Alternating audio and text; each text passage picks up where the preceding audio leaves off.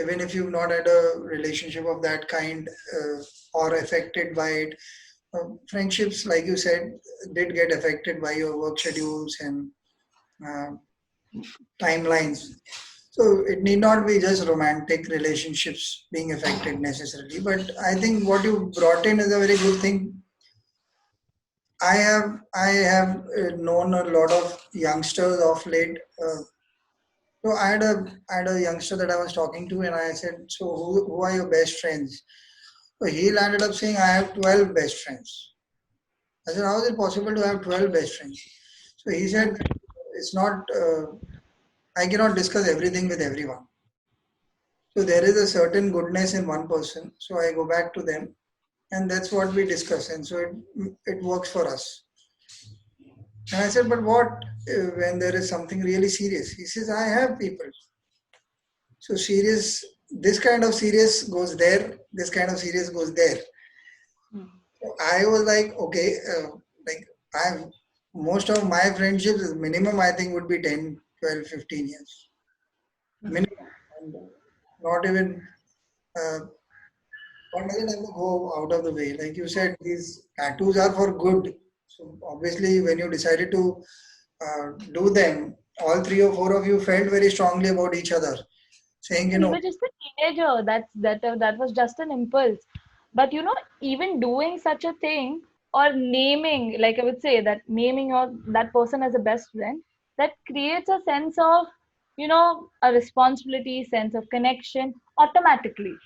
So even if that person is not important, or if you didn't feel that strong about it, if you define it, I would say if you say it out loud, is when you are like, no, bro, this is serious. This is there. yeah, This is not going away. Type. Yeah.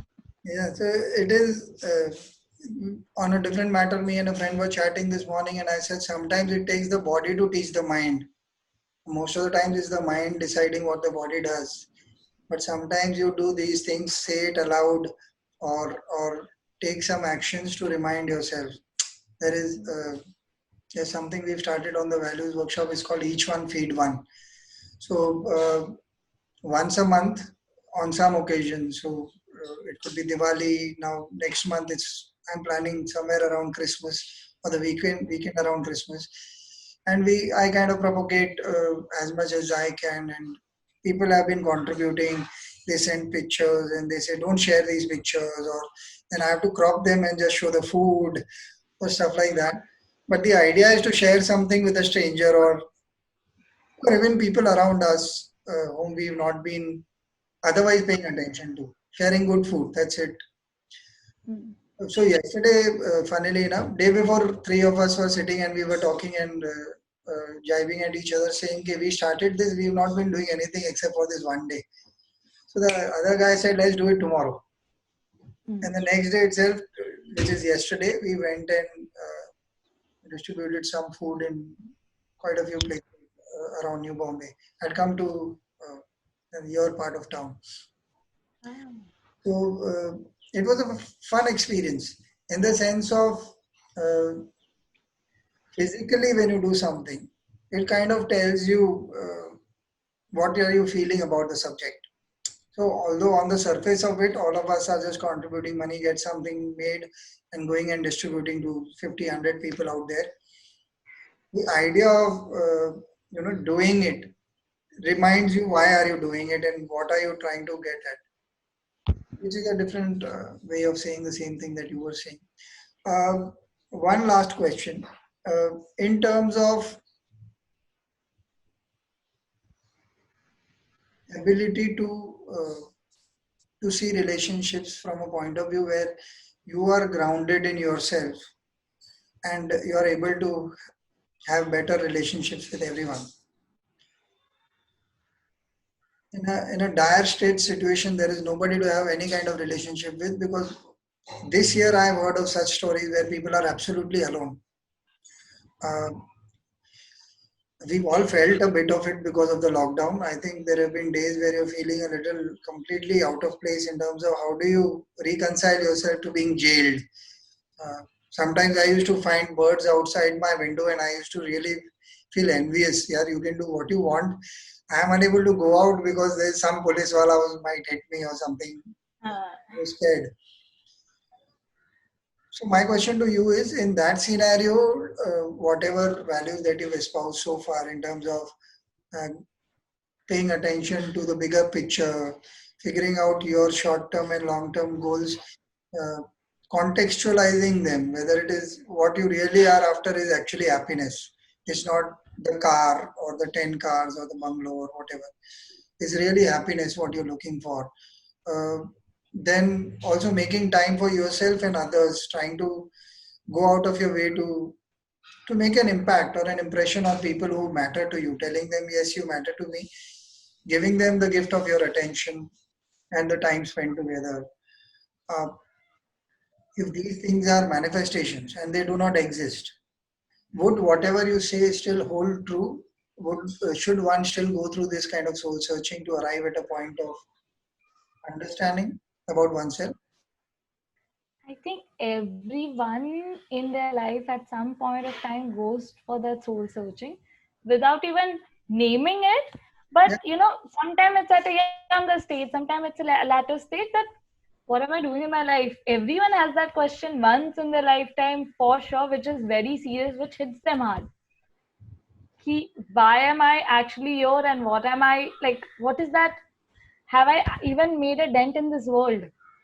Like is this life even gonna matter and stuff like that? So that definitely, I think every individual at some point of time or sooner or later faces that question ki, you know what is my existence and how do I want to make it more impactful, or how, like, what am I doing with it? Like a simple question. Then usko tum kitna complicated way mein you are trying to approach it, or on what simple way you are trying to approach it is a very different conversation altogether. But yes, that one question everyone gets, and I hope when they get it, they are able to find that path that makes them happy, and that path that which they are enjoying while they are going through that journey. So that is what matters. so, since you gave a really deep answer to that, so one more question dropped up from the answer. Um, So what was it that triggered the start of this journey for you? Was it the lockdown? Because a lot of guests on the podcast keep saying that we were going in random directions, but when we got closeted in one space, we had to relook at our point of view. Was it the lockdown, or did it happen before that? Or I believe you had an injury. Was it that time, or I'm unsure about. No, so lockdown has made me think a lot of things, and in terms of prioritizing, pehle I used to think, ki, okay, I will sort of do something, but lockdown has helped me shed more light on it or spend more time with that particular thought and stuff.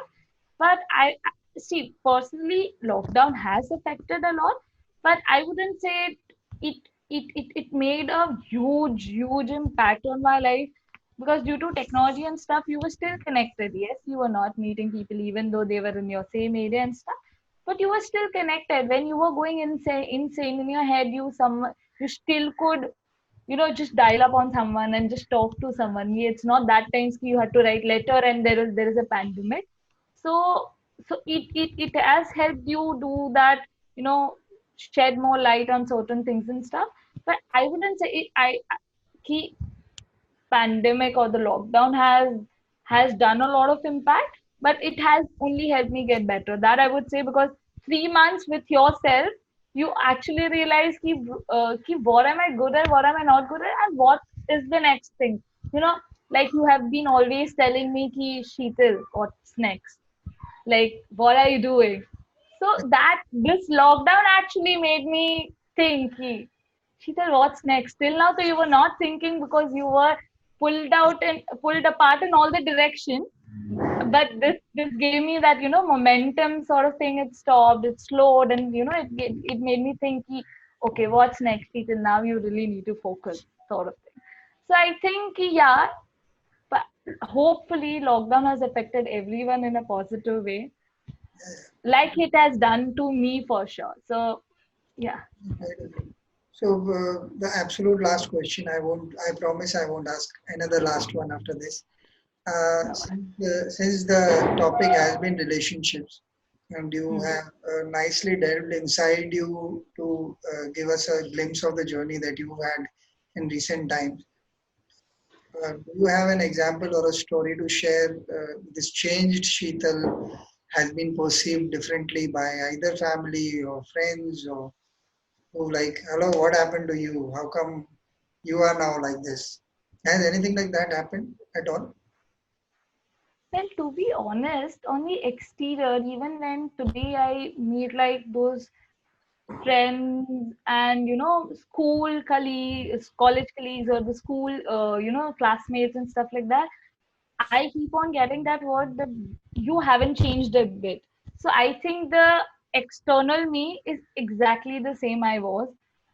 You know, being spontaneous or being notorious at times, or just not thinking, just saying what you feel and stuff. But uh, but I would say that inner me has changed a lot, and if I'm meeting someone for 1 month or twice, I'm still the same, because things I like, things I dislike is still there. But how do I perceive those things and stuff have changed a lot. So someone has to spend a lot of time to actually understand ki what is that change internally that Sheetal has gone through, I would say. So I think what you mean is the intensity of uh, the experience has reduced for you, but it will not be apparent to most of us who are dealing with you on a daily basis, perhaps. So it's been a wonderful chat. Thank you, Sheetal, and I hope you've enjoyed the experience, and the audience will also enjoy it, hopefully. Yeah, thank you so much. I think, by if by any chance it na be impact, someone takes an inspiration on someone just thinks ki, okay, no, something of this makes sense, and I'll give a thought about it, will I think will be very fruitful. Like, you and me are gonna enjoy that the most. Okay, Yeah, okay. At least as this one person who's given a thought after listening to this podcast, to which I am really hoping and praying for. yes. Thank you so much. I'm sure there are a lot of people. If I get reactions, I'll forward them to you as well. Absolutely. Okay. Thank you. Bye. Thank you so much. Bye.